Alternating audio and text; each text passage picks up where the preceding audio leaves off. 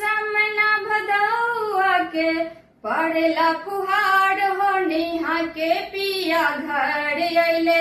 मांगेला रुमाल हो नेहा के पिया घर अइले मांगेला रुमाल हो नेहा के पिया घर अइले मांगेला रुमाल हो ओ हुड़मालावा में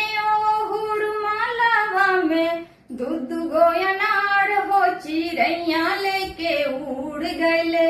पिया के रुमाल हो चिड़ैया लेके उड़ गइले पिया के रुमाल हो हमरो नैहरवा में